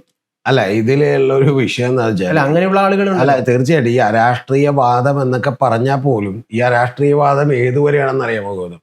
അവൻ ടിക്ടോക്കിൽ റീലുകൾ കാണും, അവൻ അതുപോലെ ഇൻസ്റ്റാഗ്രാമിൽ റീലുകൾ കാണും, ഷോർട്സ് കാണും, അങ്ങനെ തന്നെ കണ്ട് ഇവൻ ഇരുന്നോളും എന്നാണ് ഈ ലോകത്തെ എല്ലാ ഭരണാധികാരികളും വിചാരിക്കുന്നത്. ഗൗതത്തിന് അറിയുമെന്നറിയില്ല, ഈ ജനതകളെ യഥാർത്ഥ സീരിയസ് പ്രശ്നങ്ങളിലേക്ക് ഒരിക്കലും കണ്ണ് തിരിപ്പിക്കാതിരിക്കാൻ വേണ്ടി മനഃപൂർവ്വമായി എന്റർടൈൻമെന്റ്സ് ഉണ്ടാക്കി വിടുന്നുണ്ട്. അതായത് അങ്ങനെ മാത്രം അവരെ അഡിക്റ്റ് ആക്കാൻ. പക്ഷെ മയക്കുമരുന്നിന് പോലും അടിമകളാക്കുന്ന സ്ഥലങ്ങളുണ്ടെന്ന് പറഞ്ഞാൽ പല രാജ്യങ്ങളിലും ഇത് അഡിക്റ്റ് ആക്കാൻ വേണ്ടിയിട്ടാണ്. ഇപ്പൊ ആഫ്രിക്കൻ രാജ്യങ്ങളിലൊക്കെ തന്നെ അവന് പലപ്പോഴും മയക്കുമരുന്ന് സുലഭമാണ് അവിടെ. എന്താ കാര്യം എന്ന് വെച്ചിട്ടുണ്ടെങ്കിൽ അവിടെയുള്ള കൊള്ളരുതായ്മകളോ വലിയ അഴിമതികളോ ഒന്നും എന്ത് ചെയ്യരുത്, അറിയരുത്. പിന്നെ ഗോത്രങ്ങളാക്കി തിരിച്ചേക്കാണ്, അത് തമ്മി തല്ലിക്കുകയാണ്. ഇത്തരത്തിൽ പല വഴികളുണ്ട്. ഇതിന്റെയൊക്കെ പ്രശ്നം, ഇതിനൊക്കെ ഒരു പരിധിയുണ്ട്. ഏത് സമയം വരെ അവന്റെ ഭക്ഷണവും അവന്റെ ഈ പറഞ്ഞ പോലെ ജീവിതവും ഒക്കെ തന്നെ തുലാസിലാകുന്നു എന്ന് പറയുന്ന സമയത്ത് എന്തുണ്ട്, വലിയ പ്രശ്നമുണ്ട്. ഈ ലോക്സഭാ തെരഞ്ഞെടുപ്പിന് മുമ്പും ഈ സ്റ്റേറ്റ് തെരഞ്ഞെടുപ്പിന് മുമ്പും ഒക്കെ തന്നെ ഇവിടുത്തെ ഇക്കോണമി വലിയ പ്രശ്നത്തിലാണ്. ഇനി ഗൗതം വളരെ സൂക്ഷ്മമായിട്ടൊരു 19 വീഡിയോ എടുത്തൊന്ന് കണ്ടുപോയിക്കോ. ഈ കഴിഞ്ഞ 6 മാസമായിട്ട് ഇന്ത്യൻ എക്കോണമി വലിയ പ്രതിസന്ധിയിലേക്ക് പോവാണെന്ന് പറയുന്ന ഒരുപാട് വീഡിയോകൾ കാണാം. അപ്പൊ ഇത്തരം കാര്യങ്ങളൊക്കെ പതുക്കെ ഇതിനെ ആക്സിലറേറ്റ് ചെയ്തുകൊണ്ടിരിക്കുകയാണ്. ഇപ്പൊ ഗൗതം വളരെ സിമ്പിൾ ആയിട്ടൊരു കാര്യം കൂടി ആലോചിക്കും. ഇവിടുത്തെ വളരെ അപ്പൊളിറ്റിക്കൽ ആയിട്ടുള്ള ഒരു സൊസൈറ്റി ആണെന്നാണല്ലോ നമ്മളെല്ലാവരും പറയുന്നത്. ജനഗണമനയുടെ റീല് കാണുന്ന, ജനഗണമന എന്ന് പറഞ്ഞ സിനിമയുണ്ട്, ഞാൻ കഴിഞ്ഞ ദിവസം പറഞ്ഞ സെന്റൻസും ഒക്കെ ഉണ്ട്. പൃഥ്വിരാജിന്റെ ആ സ്റ്റേറ്റ്മെന്റും ഡയലോഗുകളും ആ സിനിമയൊക്കെ കേരളത്തിൽ എങ്ങനെയാണ് വിജയിക്കുന്നത്? എന്തുകൊണ്ടാണ് വിജയിക്കുന്നത്? തിയേറ്ററിൽ പോയിരുന്ന ജനം കൈയടിക്കുന്നുണ്ട്. എന്തുകൊണ്ടാണ് കൈയടിക്കുന്നത്? എന്തുകൊണ്ടാണ് അതിൽ റീലുകൾ കാണുന്നത്? സോ അപ്പോഴും നമ്മൾ അറിയേണ്ടത് അവർ അപ്പൊളിറ്റിക്കലാണ്, അവരിതൊന്നും ശ്രദ്ധിക്കുന്നില്ല എന്ന് പറയുമ്പോഴും ഒരു റിയൽ ആയിട്ടുള്ള കാരണം ചൂണ്ടിക്കാണിക്കുമ്പോൾ ജനം അതിൻ്റെ ഒപ്പം നിൽക്കുന്നുണ്ട്. അതാണ് അതിന്റെ പ്രധാനപ്പെട്ട വിഷയം. ആ നിൽക്കുന്നതിനെ നമ്മൾ കാണാതിരിക്കരുത്. അല്ലാതെ രാവിലെ എഴുന്നേറ്റ് 5 കേരള സ്റ്റോറിയും മറ്റേ 15 ഇറക്കിയിട്ട് ജനത്തിനെ മുഴുവൻ എല്ലാ കാലവും ഒരു സർട്ടൻ പീരീഡിൽ അവരെ തെറ്റിദ്ധരിപ്പിക്കാം, അവരുടെ വോട്ട് മേടിക്കാം, ജയിക്കാം. പക്ഷെ ആയുഷ്കാലം മുഴുവൻ അടുത്ത 25 കൊല്ലവും അവരെ തെറ്റിദ്ധരിപ്പിച്ചേക്കാമെന്ന് ഒരു ഗവൺമെന്റും വിചാരിക്കരുത്. സത്യത്തിൽ ഇപ്പൊ ഗവൺമെന്റ് ചെയ്യേണ്ടതെന്ന് വെച്ചാൽ അഭിജിത്ത് ദീപ്കയും ബാക്കിയുള്ള ആളുകളെയും വിളിക്കുക, നമുക്ക് എവിടെ വെച്ചാണെന്ന് പറയാൻ സംസാരിക്കുക. ഇത് ആദ്യമേ തന്നെ ഇപ്പൊ നീറ്റിന്റെ പ്രശ്നം എന്ത് ചെയ്യാം? അല്ലാതെ ഇവര് തെരുവിലിറങ്ങി കഴിഞ്ഞു കഴിഞ്ഞാൽ അത് പിന്നെ പിടിച്ചാൽ കിട്ടാത്ത അവസ്ഥയിലാണ്. തെരുവിലിറങ്ങി കഴിയുകയും പിന്നെ തെരുവിലിറങ്ങി കഴിയുക മാത്രമല്ല, ഇപ്പൊ ഈ പ്രതിഷേധം മുന്നോട്ട് പോകണമെങ്കിൽ എന്ത് സംഭവിക്കുന്നത് വെച്ചാൽ ഗവൺമെന്റിന് ഒരു സ്റ്റെപ്പ് ബാക്ക് ചെയ്യേണ്ടി വരും. ബാക്ക് ചെയ്താൽ എന്ത് സംഭവിക്കുക? അല്ല, ഇവര് ചെയ്യുന്ന മറ്റൊരു നല്ലൊരു പ്രവൃത്തി കൂടിയുണ്ട്. നമ്മളിപ്പോ പൊതുവെ സാധാരണ നാട്ടിൽ പറയും പൊളിറ്റിക്സ് സംസാരിക്കണ്ട കേട്ടോ. പൊളിറ്റിക്സ് സംസാരിക്കുന്നത് എന്തോ മോശപ്പെട്ട കാര്യമാണ്. ഈ പൊളിറ്റിക്സ് എന്ന് പറഞ്ഞു കഴിഞ്ഞാൽ CPM, BJP, കോൺഗ്രസ്, നിങ്ങൾ ഏത് രാഷ്ട്രീയമാണെന്ന് ചോദിച്ചു കഴിഞ്ഞാൽ ഇത് മാത്രമാണ് പൊളിറ്റിക്സ് എന്നൊക്കെ തെറ്റിദ്ധരിച്ചിരിക്കുന്ന, കേവലം ഈ തൊലിപ്പുറത്തെ പൊളിറ്റിക്സ് ഉണ്ടല്ലോ, അത് മാത്രമാണ് പൊളിറ്റിക്സ് എന്ന് വിചാരിക്കുന്ന കുറേ യുവജനങ്ങളുണ്ട്. അവർക്കൊക്കെ ശരിക്കും പറഞ്ഞു കഴിഞ്ഞാൽ കണ്ണു തുറപ്പിക്കുന്ന ഒരു സംഗതിയാണ് ഈ CJP ചെയ്തുകൊണ്ടിരിക്കുന്നത്. കാരണം എന്തുകൊണ്ടാന്ന് വെച്ച് കഴിഞ്ഞാൽ അവരിതിൽ കൃത്യമായിട്ട് ഇപ്പം ഈ ലഘുലേഖയിൽ പറയുന്നു, we will raise this issue constructively without descending into partisan politics. അല്ല, ഇതിന്റെ അടിസ്ഥാനപരമായ പ്രശ്നം ഗൗതം പറയേണ്ടത്, ഈ പൊളിറ്റിക്സ് എന്ന് പറയുമ്പോൾ ആളുകൾക്ക് ഇഷ്ടമല്ല എന്ന് പറയുന്നതിന്റെ ഒന്നാമത്തെ കാര്യം എന്താണെന്നറിയോ? അത് കക്ഷി രാഷ്ട്രീയമാണ്. ഈ കക്ഷി രാഷ്ട്രീയത്തിനും അപ്പുറത്തൊരു പൊളിറ്റിക്സ് ഉണ്ട്. അത് അവന്റെ ജീവിതത്തെ ബാധിക്കുന്നതാണ്. മനസ്സിലായോ? അവന്റെ ഗവേണൻസ്, അവന്റെ പ്രതിപക്ഷം, ഇതെല്ലാം ബാധിക്കുന്നതാണ്. സത്യത്തിൽ ഇപ്പൊ ഞാൻ വിചാരിക്കുന്ന ഒരു കാര്യം, കോൺഗ്രസ് വളരെ ആക്റ്റീവായിരുന്നെങ്കിൽ ഇത് ഉണ്ടാവില്ലായിരുന്നു. കോൺഗ്രസും തൃണമൂൽ കോൺഗ്രസും DMKയും CPMും CPIയും ഇടതുപക്ഷ പാർട്ടികളും ഒക്കെ നിങ്ങളൊന്ന് ആലോചിച്ച് നോക്കൂ. തെരുവിൽ തീവ്രമായിട്ടുള്ള സമരമായിരുന്നെങ്കിൽ ഇവർ യഥാർത്ഥത്തിൽ അവരോടൊപ്പം ചേർന്നേനെ. കോൺഗ്രസിന് യഥാർത്ഥത്തിൽ കോക്രോച്ച് തോൽപ്പിക്കുകയാണ് കോൺഗ്രസ്. അതാണ് പറഞ്ഞ, കോൺഗ്രസ് 1,30,00,000 കോൺഗ്രസിനെയും മറികടന്നു. ഇത് മനസ്സിലാക്കണം. ഞാൻ പറഞ്ഞത് BJPക്ക് വലിയ അടിയാണ്, രണ്ടാമത് കോൺഗ്രസിന് അടിയാണ്. BJPക്ക് ഏറ്റവും വലിയ അടിയാകുന്നത് എങ്ങനെയെന്ന് അറിയാമോ? അതെന്താ വെച്ചാൽ BJP സിസ്റ്റത്തെ മുഴുവൻ അധീനതയിലാക്കി. ഏത് ഇലക്ഷൻ കമ്മീഷൻ, അതുപോലെ തന്നെ സുപ്രീം കോടതി, കോടതികൾ, ഇതിനെല്ലാത്തിനെയും അധീനതയിലാക്കി എന്ന് പറയുന്ന ഒരു കാര്യമുണ്ട്. കൂടാതെ മാധ്യമങ്ങൾ. യഥാർത്ഥത്തിൽ നമ്മളെപ്പോഴും പറയില്ലേ ഗൗതം, ഇപ്പൊ ഒരു ഗൗതത്തിന് വളരെ സിമ്പിൾ ആയിട്ടുള്ള എക്സാമ്പിൾ പറയാം. ഒരു മരണമുണ്ടായി അടുത്ത ആളുടെ എന്ന് വെച്ചു, കരഞ്ഞാൽ കുഴപ്പമില്ല, പക്ഷെ ഒരാൾ കരയാതിരുന്നാൽ വലിയ ഡേഞ്ചറാന്ന് പറയും. കാരണം കരയാതിരുന്നാൽ അത് അഗ്നിപർവ്വതം പോലെ അവന്റെ ഉള്ളിലേക്ക് എന്ത് ചെയ്യാണ്,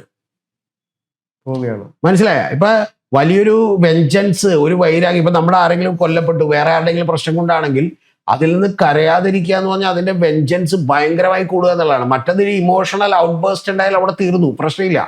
ഇത് അതുപോലെ തന്നെയാണ്. ഇവിടെ ഇത്തരം പ്രശ്നങ്ങൾ ഒന്നും ടേക്കപ്പ് ചെയ്യാൻ ഒരു രാഷ്ട്രീയ പാർട്ടിയും ഇല്ല, ആരുമില്ല. ട്വിറ്ററിലും എക്സിലും കളിച്ചുകൊണ്ടിരിക്കുകയാണ്, വെറുതെ പോസ്റ്റ് ഇട്ടിട്ട് നിൽക്കുകയാണെന്ന് പറയുന്ന തോന്നലിൽ നിന്നാണ് ഈ പ്രശ്നം ഉണ്ടായിട്ടുള്ളത്. സത്യത്തില് ഞാനിപ്പോൾ ഇതുമായി ബന്ധപ്പെട്ട് ഗുജറാത്ത് മുതൽ ഈ പറയുന്ന പോലെ ഉത്തർപ്രദേശ് പോലുള്ള നിരവധി സ്റ്റേറ്റ് മീഡിയാസിലെ പലരുടെയും പ്രതികരണം എടുത്തു നോക്കി. സത്യത്തിൽ പലതും നമുക്ക് ഇംഗ്ലീഷ് സബ്ടൈറ്റിൽ അവൈലബിൾ ആയതുകൊണ്ട് നമുക്ക് മനസ്സിലാക്കാൻ കഴിയുന്ന കാര്യം, ഇവർക്ക് വേണ്ടി വന്ന് സ്പോക്സ് പേഴ്സൺസ് ആയിട്ട് കേരളത്തിലെ ചാനലുകളിലടക്കം ഇരിക്കുന്നവരെ ഉണ്ടല്ലോ, ഹൈലി അഗ്രസീവാണ്, എഡ്യൂക്കേറ്റഡ് ആണ് എന്ന് പറഞ്ഞാൽ വെറുതെ രാവിലെ വന്നിട്ട് ഓക്കെ ഞങ്ങൾ ഇങ്ങനെയാണ് കേട്ടോ പറഞ്ഞ് ഇരിക്കണമെന്ന് പറഞ്ഞാൽ നമ്മുടെ ഇപ്പൊ MA ബേബിയോ അല്ലെങ്കിൽ അതായത് CP ജോൺ സംസാരിക്കുന്ന പോലെ സംസാരിച്ചിട്ട് കൂടെ അല്ല. അതായത് നമ്മുടെ അന്തിച്ചർച്ചകളിൽ വന്നിരുന്നിട്ട് കണകുണാന്ന് പറഞ്ഞു ചെയ്യുന്ന രാഷ്ട്രീയക്കാരെക്കാട്ടിലും ബുദ്ധിയും ബുദ്ധി ശേഷിയും ഉണ്ടെന്ന് മാത്രമല്ല, ഞാൻ പറഞ്ഞ അവരൊരു ഇമോഷണലി അവരെന്ത് ചെയ്യാണ്, പൊട്ടിത്തെറിക്കുകയാണ്. ആ പൊട്ടിത്തെറിയുടെ അർത്ഥം കേന്ദ്ര ഗവൺമെന്റും ഇവിടുത്തെ രാഷ്ട്രീയ പാർട്ടികളൊക്കെ മനസ്സിലാക്കിക്കൊണ്ട് ഒരു സർവകക്ഷി യോഗം വിളിച്ചുകൊണ്ട് ഇത് മുന്നോട്ട് വേണം. നമ്മള് തോക്കുകയാണെന്നുള്ള നാണക്കേടൊന്നും വിചാരിക്കേണ്ട ആവശ്യമില്ല. മനസ്സിലായി? പിന്നെ അങ്ങനെ സംസാരിച്ച് അപ്പൊ തന്നെ അത് പിൻവലിച്ചാൽ കുഴപ്പമില്ല. ഇനി ഗൗതം പറയുന്ന അടുത്ത സംഭവം ഉണ്ട്. എന്താണ് അടുത്തൊരു പോസിബിലിറ്റി? ഇവര് തെരുവിലേക്ക് ഇറങ്ങുന്നതായിരിക്കും. പിൻവലിക്കേണ്ടി വരുമല്ലോ. കർഷക സമരത്തിൽ പിൻവലിച്ചെങ്കിൽ അതിനേക്കാൾ വലുതായിരിക്കുമല്ലോ ഇത്. പിൻവലിക്കേണ്ടി വരുമല്ലോ. അപ്പൊ നീറ്റിന്റെ കാര്യത്തിൽ ധർമ്മേന്ദ്ര പ്രധാൻ ചിലപ്പോൾ രാജിവെക്കേണ്ടി വരും. രാജിവെക്കേണ്ടി വന്ന എന്താ സംഭവം? പിന്നെ ഇവരുടെ ശക്തി ഒന്നുകൂടി കൂടും. കാരണം എന്താ? ഇവരുടെ ഒപ്പം കൂടിയാൽ വലിയ സാധ്യതയുണ്ടെന്ന് ആളുകൾക്ക്. ധർമ്മേന്ദ്ര പ്രധാൻ എന്തായാലും അയാൾ എന്തുകൊണ്ടാണ് രാജിവെപ്പിക്കാത്തത്? ആർക്കാണ് ഇവിടെ അക്കൗണ്ടബിലിറ്റി ഉള്ളത്? ഇവിടെ ആരെങ്കിലും ചോദിക്കാനുണ്ട്? ഇവിടെ ശരിക്കും പറഞ്ഞാൽ ധർമ്മേന്ദ്ര പ്രധാൻ എന്ന് പറഞ്ഞ പേര് പോലും നമ്മുടെ മാധ്യമങ്ങൾ, മലയാള മാധ്യമങ്ങൾ തന്നെ നീറ്റിന്റെ 22 ലക്ഷം പേരുടെ അടങ്ങുന്ന ഒരു പരീക്ഷയുടെ ക്വസ്റ്റ്യൻ പേപ്പർ ലീക്കായി എന്ന് പറഞ്ഞിട്ട് അതിന്റെ ഉത്തരവാദിത്തം ഞാൻ ഏറ്റെടുക്കുന്നു എന്ന് പറയാൻ ആരെങ്കിലും ഉണ്ടാ? ഒന്ന് ആലോചിച്ച് നോക്കുക. കേന്ദ്ര ഗവൺമെന്റിൽ ആളില്ല, ഉത്തരവാദിത്തം ഇന്ത്യക്കാണ്, അയാൾ രാജിവെക്കണമെന്ന് പറയുന്ന ഏതെങ്കിലും മാധ്യമങ്ങൾ കയറുണ്ട്? അതാണ് ഇവിടുത്തെ ദുരന്തം. ഈ എല്ലാം നിങ്ങളങ്ങനെ കൈപ്പിടിയിൽ ഒതുക്കിയിട്ടുണ്ടെങ്കിലുള്ള പ്രശ്നം എന്താണെന്ന് വെച്ചാൽ എന്ത് ചെയ്യും? ഇപ്പൊ നെഹ്റു ഒക്കെ എങ്ങനെ ഭരിച്ചെന്നറിയോ? നെഹ്റു ഒക്കെ ആർ ശങ്കറിനോട് പറഞ്ഞല്ലോ, ഡോണ്ട് സ്പെയർ മീ, എന്നെ ഒഴിവാക്കരുതെന്ന് പറഞ്ഞല്ലോ. അതിനൊരു ഗുണമുണ്ട്, എതിർപ്പ് അവിടെ തീരും. കാർട്ടൂൺ കാണുമ്പോഴും മാധ്യമങ്ങൾ എതിർപ്പുകളും തീരും. അതേസമയം നിങ്ങളെല്ലാം അങ്ങോട്ട് അടിച്ചമർത്തിയുള്ള പ്രശ്നം അതവിടെ തീരൂല. ലോകത്ത് ഇപ്പൊ ഞാൻ ഉദാഹരണം പറയാൻ പോയാൽ തീരൂല. ഏകഛത്രാധിപതികളായി ഭരിച്ചിട്ടുള്ള ഉഗാണ്ടയിലെ ഇദിയമീൻ മുതൽ നിങ്ങൾ അറിയേണ്ടത് ലോകത്തുള്ള എല്ലാ ഹിറ്റ്ലറും മുസോളിനിയും അടക്കമുള്ള ആളുകൾ നോക്കുക. അവരുടെയൊക്കെ വലിയ പരാജയം എങ്ങനെ സംഭവിച്ചു എന്ന് വെച്ചാൽ അങ്ങനെ നമുക്കൊരു രാജ്യത്തെ ജനങ്ങളെ മൊത്തം അടക്കി ഭരിക്കാൻ പറ്റില്ല. അല്ല, മോദിയുടെ ഒരു അപ്രമാദിത്വം ഉണ്ടല്ലോ, അത് ശരിക്കും തകർക്കില്ലേ ഈ CJP? മോദിയുടെ ബ്രാൻഡ് ശരിക്കും 2024 മുതൽ തന്നെ വലിയ തോതിൽ ഇടിഞ്ഞായിരുന്നു. അത് RSSന് പോലും മനസ്സിലായി. നിങ്ങൾക്ക് ഇപ്പോഴും അറിയാത്തൊരു കാര്യം എന്ന് പറഞ്ഞാൽ ഇപ്പൊ RSSന്റെ രാം മാധവ് കഴിഞ്ഞ തവണ അമേരിക്കയിൽ പോയി ചർച്ച നടത്തി. അമേരിക്കയിൽ പോയി ചർച്ച നടത്തിയിട്ട് അദ്ദേഹം മോദിനെ വിമർശിച്ചിട്ടുണ്ട്. അദ്ദേഹം ഇന്ത്യൻ എക്സ്പ്രസിൽ എഴുതുന്ന കോളമുണ്ട്, അതിനകത്ത് വിമർശിച്ചിട്ടുണ്ട്. അതുപോലെ RSS അടക്കം മോദിയുടെ കാര്യങ്ങളിൽ വലിയ അസംതൃപ്തി ഉണ്ടായിരുന്നു. ചില ആളുകൾ പറയുന്നത് ഇതിന്റെ പുറകിൽ RSS പോലും ഉണ്ടെന്നാണ്. സീരിയസ്ലി പറയുന്നത്. അപ്പൊ അങ്ങനെയൊക്കെയുള്ള വാദങ്ങൾ വരുന്നുണ്ട്. ഇതിന്റെ കാര്യം എന്ന് വെച്ചാൽ നിങ്ങൾ അറിയേണ്ടത് മോദി ബ്രാൻഡ് വലിയ തോതിൽ ഇടിഞ്ഞിരുന്നു. അപ്പൊ മോദിക്കെതിരെയുള്ള പടയൊരുക്കം RSSനകത്ത് തന്നെ ഉണ്ടായിരുന്നു. ഇത് തെളിവുകളുണ്ട് നമ്മുടെ മുമ്പിൽ, തെളിവുകളുണ്ട്. ഇപ്പൊ അമേരിക്കയോട് പോയി കാല് പിടിച്ചാണ്, അമേരിക്ക പറഞ്ഞിട്ടാണ് നമ്മൾ എന്ത് ചെയ്യുന്നത്, കാര്യങ്ങൾ ചെയ്യുന്നത് രാം മാധവ് അടക്കം അവിടെ പോയി. RSSന്റെ മറ്റേ സർസംഘചാലകൻ പേരെന്തായിരുന്നു? മോഹൻ ഭാഗവത്. അദ്ദേഹം പോലും മോദി എന്തോ ദൈവമാകുന്നു അങ്ങനെ എന്തോ. അദ്ദേഹം കാര്യം പറഞ്ഞിട്ടില്ലേ, അദ്ദേഹം ഷോൾ അണിയിച്ചിട്ട് ഞാൻ എന്ത് ചെയ്യണം, പിന്മാറണമെന്ന് പറഞ്ഞിട്ടുണ്ട്. അദ്ദേഹത്തിന് മോദിക്ക് ഒരേ പ്രായമാണ്. അപ്പൊ അത്തരത്തിൽ ഷോൾ അണിയിക്കുമ്പോൾ ഞാൻ പിന്മാറുകയാണ് എന്ന് പറയുന്ന ഒരു വാചകം, ഞാനിപ്പോൾ അതിന്റെ ഡീറ്റെയിൽസിലേക്ക് ഒന്നും പോകുന്നില്ല, നമ്മൾ നേരത്തെ ചെയ്തിട്ടുണ്ട്. അപ്പൊ അത്തരത്തിലുള്ള പല വാചകങ്ങളും പറഞ്ഞിട്ടുണ്ട്. ഇനി രാം മാധവ് ഇന്ത്യൻ എക്സ്പ്രസിൽ എഴുതുന്ന കോളത്തിൽ വളരെ കൃത്യമായി എഴുതിയിട്ടുണ്ട് എന്തുകൊണ്ടാണ് പരാജയപ്പെടുന്നത് എന്നുള്ളത്. അപ്പൊ ബ്രാൻഡ് ഇടിയാണ്. ആ ബ്രാൻഡ് പിന്നെ തിരിച്ചു പിടിച്ചു മോദി, ഇല്ലെന്ന് പറയുന്നില്ല. മഹാരാഷ്ട്രയിലും ഹരിയാനയിലും ഒക്കെ ഉള്ള വിജയം കൊണ്ട് തിരിച്ചു പിടിച്ചു. പക്ഷെ തിരിച്ചു പിടിച്ചിട്ട് വീണ്ടും തകരാറ് പറ്റി. എവിടെയെന്നറിയാം? വോട്ട് ചോരി വന്നപ്പോ. അല്ല, CPM എന്ന് പറയുമ്പം പിണറായി വിജയനാണെന്ന് പറയുന്ന ഒരു മോശം പ്രവണതയെ വളരെ കൃത്യമായിട്ട് ഈ സംഘികളും അതേപോലെ തന്നെ BJPക്കാര് പോലും എതിർത്തിട്ടുണ്ട്. BJP എന്ന് പറയുമ്പം അത് മോദിയാണ് എന്ന് പറയുന്ന ഒരു സംഗതിയിലേക്ക് ഇപ്പൊ മാറിയിരിക്കുക. അല്ല, പണ്ടും BJP എന്ന് പറയുന്നത് ഇപ്പൊ 2014 മുതൽ മോദി പ്രഭാവം തന്നെയാണ് എന്ന് മാത്രമല്ല, മോദി അതിനേക്കാൾ ഒരു പരിധി കൂടി വിട്ട് മോദി പറഞ്ഞൊരു ഡയലോഗ് ഓർമ്മയില്ലേ? മോദി പറഞ്ഞെന്താ, എന്റെ ബർത്ത് പോലും ബയോളജിക്കൽ അല്ല എന്ന് പറയുന്ന അവസ്ഥയിൽ വരെ ഉണ്ടായി. മോദി ആരാ, ദൈവോ? അപ്പൊ അതുവരെ ഉണ്ട്. അപ്പൊ ഇതൊക്കെ കേൾക്കുന്ന ഒരു സാധാരണ ജനമുണ്ട് എന്നുള്ളത് നമ്മൾ മനസ്സിലാക്കണം. സാമാന്യ ബോധമുള്ള സയന്റിഫിക് ടെമ്പറുള്ള ആളുകൾ ഈ നാട്ടിലുണ്ട്. എല്ലാവരും നിങ്ങളെ പൂജ ചെയ്യും എന്നുള്ളത് വിചാരിച്ചു കളയരുത്. അത് മഹാത്മാഗാന്ധിയാണ് ഇന്ത്യക്ക് സ്വാതന്ത്ര്യം നേടിത്തന്നത് എന്ന് പറയുമ്പോൾ അദ്ദേഹവുമായിട്ട് വിയോജിപ്പുള്ള നിരവധി ആളുകളുണ്ട്. ഇവര് കൃത്യമായിട്ട് പറയുന്നു, ഞങ്ങൾ ഭരണഘടനയിൽ വിശ്വസിക്കുന്നു. പിന്നെ അത് മാത്രമല്ല, ഇവർ പറയുന്ന മറ്റൊരു കാര്യം കൂടിയുണ്ട്, taking inspiration from our nation founders Gandhi, Ambedkar, Nehru, Shaheed Bhagat Singh and Netaji Subhash Chandrabose. We believe in secularism, democracy and social justice. അല്ല, അവര് കൃത്യമായിട്ട് അവർക്കെതിരെയുള്ള ആരോപണങ്ങൾക്ക് മറുപടി കൂടിയാണ് ആ സ്റ്റേറ്റ്മെന്റിൽ പറഞ്ഞത്. കാരണം ഞങ്ങൾ ഒരു ജനാധിപത്യത്തിൽ വിശ്വസിക്കുന്നു, അല്ലാതെ ഞങ്ങൾ വേറെ ഏതെങ്കിലും തരത്തിൽ ഭരണകൂടത്തെ അട്ടിമറിക്കാനൊന്നും ഉദ്ദേശിച്ചിട്ടില്ല. ഞങ്ങൾ മതേതരത്വത്തിൽ വിശ്വസിക്കുന്നു. ഒരു മതത്തിന്റെയും ആളാകാൻ ഞങ്ങൾ ഉം. ഇല്ല. പിന്നെ മൂന്നാമത്തെ കാര്യം, അവർ പറഞ്ഞ പോലെ നെഹ്റുവിൽ നിന്നും ഗാന്ധിജിയിൽ നിന്നും ഭഗത് സിംഗിൽ നിന്നും ഈ പറയുന്ന അംബേദ്കറിൽ നിന്നും ഒക്കെ ഞങ്ങൾ സ്വാധീനം ഉൾക്കൊള്ളുന്നു എന്ന് പറഞ്ഞാൽ പിന്നെ അവരെ നിങ്ങൾ മറ്റേ ആന്റി നാഷണലൊക്കെ ആയിട്ട് എന്ത് ചെയ്യാൻ പറ്റില്ല. അല്ല, ഇവര് നിരന്തരമായിട്ട് ഇങ്ങനെ തുടരെ വന്നുകൊണ്ടിരുന്നു കഴിഞ്ഞാൽ ഇതേപോലുള്ള വിഷയങ്ങളൊന്നും കോൺഗ്രസിനോ രാഹുൽ ഗാന്ധിക്കോ ഉന്നയിക്കാൻ പറ്റാതിരുന്നു കഴിഞ്ഞാൽ രാഹുൽ ഗാന്ധിയുടെ പ്രസക്തി എന്താ? ഇപ്പൊ ഞാൻ സോഷ്യൽ മീഡിയയിൽ ഒരാൾ കമന്റ് ഇടുന്ന കണ്ടു, രാഹുൽ ഗാന്ധി പിന്നെ ഞാൻ എന്തിനാ ഏട്ടാ എന്ന് പറയുന്ന പോലെ. ഈ ഞാൻ എന്തിനായിട്ടാന്ന് നമ്മൾ ചോദിച്ചില്ലെങ്കിൽ നമ്മൾ കഴിഞ്ഞ ദിവസം ഡിസ്കസ് ചെയ്തു, നമ്മൾ ഓർക്കണ്ട. ഞാൻ പറഞ്ഞാണ് അതെ. പ്രതിപക്ഷത്തിന് ഇത് ഭീഷണിയാണ്, നിലവിലുള്ള മാധ്യമങ്ങൾക്കും ഇത് ഭീഷണിയാണ്. യാഥാർത്ഥ്യമില്ലാതെ കാണാൻ പറ്റില്ല. ഞാൻ വേറൊരു ചാനലിലും പ്രതിപക്ഷത്തിന് ഭീഷണിയാണെന്ന് പറഞ്ഞ് വീഡിയോ ചെയ്തിരുന്നു. അതിന്റെ പ്രധാനപ്പെട്ട കാരണം ഇത് യഥാർത്ഥത്തിൽ ഇവരൊക്കെ ചെയ്യേണ്ട ഡ്യൂട്ടി ചെയ്യാത്തത് കൊണ്ടാണ് ഇത്തരത്തിലുള്ള ഒരു പ്രസ്ഥാനം ഇവിടെ ഉണ്ടാവുന്നത്. രൂപപ്പെട്ടിരിക്കുന്നത്. പിന്നെ ഗൗതം ഇനി ഒരു കാര്യം കൂടി മനസ്സിലാക്കിക്കോ. ഞാൻ കേരളത്തിൽ തന്നെ ഏറ്റവും പ്രശസ്തനായിട്ടുള്ള ഒരു പാർട്ടിയുടെ ഏറ്റവും വലിയ നേതാക്കളുടെ ഒരാളായിട്ട് ഞാൻ ഒരു തവണ സംസാരിക്കുമ്പോൾ ഞാൻ അദ്ദേഹത്തോട് ചോദിച്ചിരുന്നു, നിങ്ങളൊക്കെ ഡേഞ്ചറിലാണ്, അപകടത്തിലാണ്. എന്താ കാര്യം എന്നറിയോ? പനമ്പള്ളി നഗർ പോലൊരു ഏരിയയിൽ നിന്ന് ഇവർക്കൊരു യൂണിറ്റ് ഉണ്ടാക്കാൻ കഴിയുന്നില്ല. ഇൻഫോ പാർക്കിൽ ഒരു തൊഴിലാളി സംഘടന ഉണ്ടാക്കാൻ കഴിയുന്നില്ല. ടെക്നോ പാർക്കിൽ അത് കഴിയുന്നില്ല എന്ന് പറഞ്ഞാൽ യു ആർ ഔട്ട് ഓഫ് എന്നാണ് യങ് ജനറേഷൻ. ശരിയല്ലേ ഗൗതം? അതെ. യഥാർത്ഥത്തിൽ അല്ലെങ്കിൽ CITUവിനോ INTUCക്കോ അല്ലെങ്കിൽ ഈ പറയുന്ന പോലെ SUCIക്കോ ഏതെങ്കിലും രാഷ്ട്രീയ പാർട്ടിക്കോ അവിടെ സംഘടന ഉണ്ടാക്കാൻ പറ്റുന്നുണ്ടോ? എന്താ പറ്റുന്നില്ല. അതെന്താണ്? എന്താണ് അത് കാരണം ഇനി ഒരു കാര്യം, ഇല്ല, ഇവരുടെ ഒരു എന്താണ് ബ്രില്യൻസിനെ നമ്മൾ മനസ്സിലാക്കേണ്ടത്, ഇവിടെ എത്രയോ കാലം ഈ നാട്ടില് പ്രവർത്തിക്കുന്ന കുഞ്ഞു പാർട്ടികളുണ്ട്. അവർക്ക് പോലും 100-ൽ പരം ആളുകളെ സംഘടിപ്പിക്കാൻ പറ്റുന്നില്ല. അങ്ങനെ ഒരു അവസ്ഥയിലാണ് വെറും 7 ദിവസം കൊണ്ട് ഇത്രയും കോടി ജനങ്ങളെ ഇവർ സംഘടിപ്പിച്ചു കഴിഞ്ഞാൽ ഇവർ ചില്ലറക്കാരല്ല. അല്ല അതിന്റെ പ്രശ്നം എന്താണെന്നറിയാമോ? മറ്റേതൊക്കെ വയറ്റിപ്പഴപ്പ് രാഷ്ട്രീയക്കാരാണ് എന്ന് പറഞ്ഞാൽ മറ്റേ ഏതെങ്കിലും മുന്നണി ചേർന്ന് നിൽക്കുക, എന്നിട്ട് അവിടെ നിന്ന് എന്തെങ്കിലും കിട്ടാവുന്ന മേടിച്ച് എന്ത് ചെയ്യുക, നക്കുക, വീട്ടിൽ പോവുക എന്നുള്ള പരിപാടിയാണ്. ഇവരതല്ല. ഇവരൊരു ജെനുവിൻ കോസിന് വേണ്ടി നിൽക്കുന്നതാണ്. ഇതിന്റെ പിന്നിൽ ഒരു സിൻസിയറിറ്റി ഉണ്ട് എന്ന് പറയുന്ന തോന്നൽ. ഞാൻ പറഞ്ഞാൽ നമുക്കറിയില്ല എത്രത്തോളം അവർക്കത് മുന്നോട്ട് കൊണ്ടുപോകാൻ കഴിയും. അത് കൺസിസ്റ്റന്റ് ആയി മുന്നോട്ട് കൊണ്ടുപോകാൻ വലിയ ശ്രമകരമായിട്ടുള്ള പണിയാണ്. പക്ഷെ പ്രശ്നം അത്തരത്തിൽ മുന്നോട്ട് കൊണ്ടുപോകാൻ കഴിയുമെന്നുള്ള തോന്നൽ സൃഷ്ടിച്ചുകൊണ്ടാണ്. ഇനി ഇത് ഒരു കാര്യം കൂടി ഗൗതം മനസ്സിലാക്കണം, ഇതിന്റെ ഫ്രണ്ടിൽ ഒരു ആളുകളെല്ലാം അറിയുന്ന അംഗീകരിക്കുന്ന ഒരു ഫേസ് ഇല്ല. മനസ്സിലായോ? പണ്ട് അടിയന്തരാവസ്ഥ സമയത്ത് ഇതുപോലൊരു ഫേസിനെ കിട്ടാൻ വേണ്ടിയിട്ട് 26 വയസ്സുള്ള ലല്ലു പ്രസാദ് യാദവ് ചെന്നിട്ട് ജയപ്രകാശ് നാരായണനെ രാഷ്ട്രീയമൊക്കെ നിർത്തി വീട്ടിലിരുന്ന പുള്ളിനെ വിളിച്ചിട്ട് വന്നാണ് ഈ പണി ചെയ്യിപ്പിച്ചത്. ഇതേ പണിയാണ് RSSും സംഘപരിവാറും ഒക്കെ തന്നെ ചെയ്തത്. ഏത് അണ്ണാ ഹസാരേനെ വെറുതെ ഉറങ്ങിക്കിടന്ന പുള്ളിനെ വിളിച്ചിട്ടൊന്ന് വരൂ നമുക്ക് അഴിമതിക്കെതിരെ പോരാടാന്ന് പറഞ്ഞ് എല്ലാ ബാക്കപ്പും കൊടുത്ത് അവിടെ നിർത്തിയത്, ജന്തർ മന്ദറിൽ പോരാട്ടം നടത്തിയത്. ഞാൻ പറയുന്നത് ഇതേപോലെ തന്നെ അവിടെ ഇത്തരത്തിലുള്ളൊരു അസഹിഷ്ണുത, ഒരു അസംതൃപ്തി തമിഴ്നാട്ടിൽ ഉണ്ടായപ്പോൾ യഥാർത്ഥത്തിൽ വിജയ് വന്ന് ഫ്രണ്ടിൽ കയറി നിന്നതാണ് വിജയനെ ഒറ്റടിക്ക് മുകളിലേക്ക് എത്തിച്ചത്, അരവിന്ദ് കെജ്രിവാളിനെ മുകളിലേക്ക് എത്തിച്ചത്. ഇതേപോലെ ഇപ്പൊ ആർക്കും അത് വലിയ തോതിൽ അറിയാതിരുന്ന ഈ പറയുന്ന പോലെ അഭിജിത്ത് ദീപ്കെ വന്ന് ഫ്രണ്ടിൽ നിൽക്കുന്നു. ഇനി ഞാൻ വിചാരിക്കുന്ന ഒരു കാര്യം, ഇതിനേക്കാൾ പ്രശസ്തരായിട്ടുള്ള ആരെങ്കിലും കൂടി, ആളുകൾ ജനത്തിന് വലിയ വിശ്വാസമുള്ള ആരെങ്കിലും കൂടി ഫ്രണ്ടിലേക്ക് വന്ന് നിന്നാലുണ്ടല്ലോ കളി മാറും. നോക്കൂ, അയോധ്യയിൽ പോലും BJP തോറ്റു 2024. രാഹുൽ ഗാന്ധിയെക്കാട്ടിലും കുറവായിരുന്നു മോദിയുടെ ഭൂരിപക്ഷം.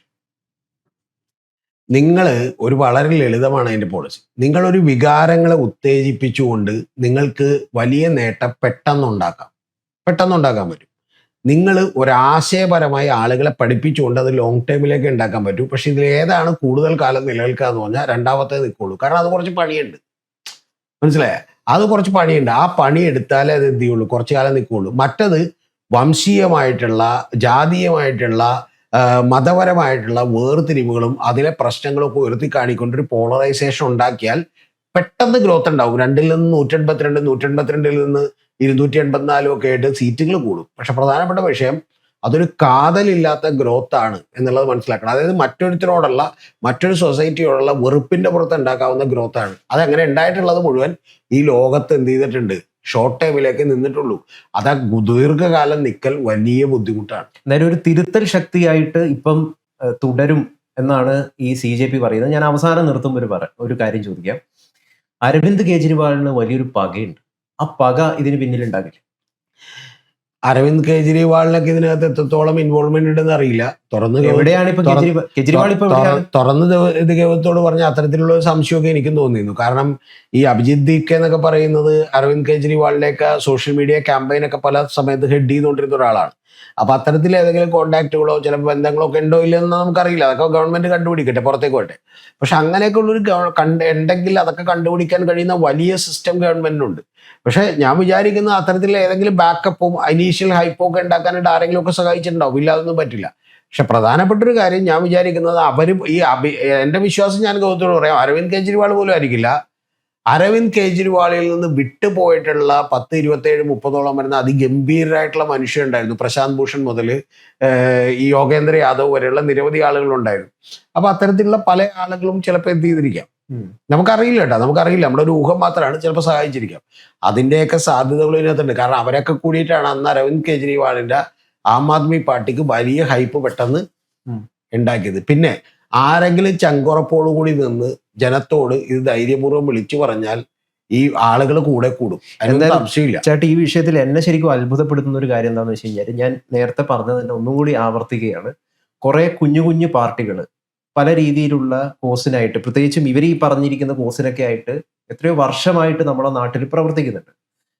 അവർക്ക് പോലും സംഘടിപ്പിക്കാൻ പറ്റാത്ത ആളുകളെ എത്രയോ വർഷമായിട്ട് അവർ പ്രവർത്തിക്കുക. വെറും 7 ദിവസം കൊണ്ട് ഇവരുടെ ഈ ഒരു രാഷ്ട്രീയത്തോട് അല്ലെങ്കിൽ ഇവർ പറയുന്ന കാര്യത്തോട് ആളുകൾക്ക് ഇഷ്ടം തോന്നുക എന്ന് പറയുമ്പോൾ ഇവരുടെ ഒരു വല്ലാത്തൊരു സംഭവമാണ്.